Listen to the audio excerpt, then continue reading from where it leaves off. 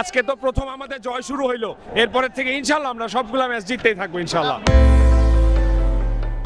22 বছর পর ভারতের বিপক্ষে বাংলার ঐতিহাসিক জয়। ঢাকার জাতীয় স্টেডিয়াম যেন উৎসবে মুখরিত।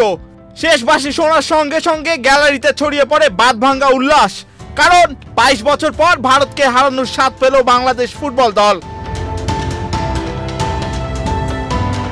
2003 সাফ চ্যাম্পিয়নশিপের সেমিফাইনালের পর প্রথমবারের মতো নীল জার্সিধারীদের বিপক্ষে জয়ের হাসি নিয়ে মাঠ ছাড়ল লাল সবুজের প্রতিনিধিরা। আর সেই জয়ের নায়ক শেখ মোরসালিন, হামজা চৌধুরী, রাকিব হোসেনরা। ম্যাচের 11 মিনিটে বাংলাদেশের এগিয়ে যাওয়ার গল্পটি লেখা হয়ে যায়।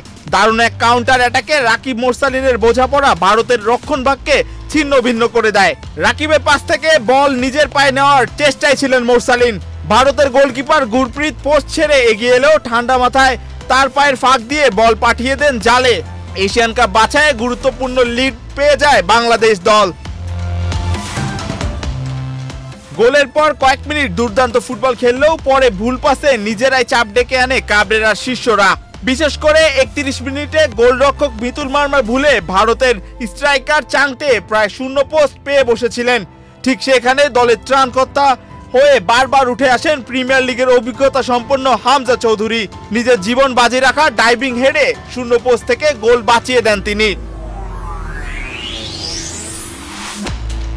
দ্বিতীয়ার্ধে ম্যাচ পুরোপুরি ভারতের নিয়ন্ত্রণে চলে যায়। মাঝমাঠ দখলে নিয়ে টানা আক্রমণ করতে থাকে তারা।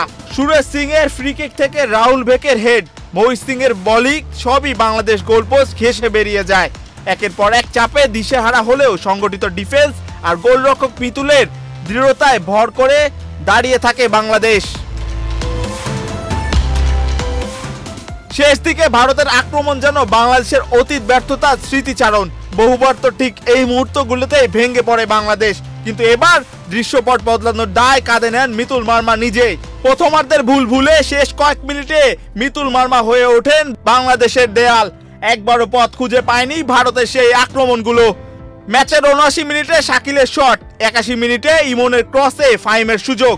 আরেকটু হলে ব্যবধান দ্বিগুণী হতে পারত টিম বাংলাদেশের, কিন্তু সেই সুযোগ না মিললেও শেষ বাঁশি বাজতেই স্বস্তির নিঃশ্বাস নিয়ে সেলিব্রেশনে মাতে সমর্থকরা। অবশেষে 5 ম্যাচ পর আন্তর্জাতিক জয়, আর বাছাই পর্বের পঞ্চম ম্যাচে এসে প্রথম 3 পয়েন্ট। সবচেয়ে বড় কথা, 22 বছরের অপেক্ষার অবসান। ভারতের বিপক্ষে এই জয় শুধু একটা ম্যাচ জেতা নয়, বরং আত্মবিশ্বাসের বড় সঞ্চয়, ভবিষ্যতের নতুন পথের দিশা। ভারতের বিপক্ষে এই জয় শুধু একটা ম্যাচ জেতা নয়, বরং আত্মবিশ্বাসের বড় সঞ্চয়, ভবিষ্যতের পথে নতুন দিশা। তাই তো স্টেডিয়াম ছাড়ার সময় একটাই শব্দ চারিদিকে, বাংলাদেশ বাংলাদেশ।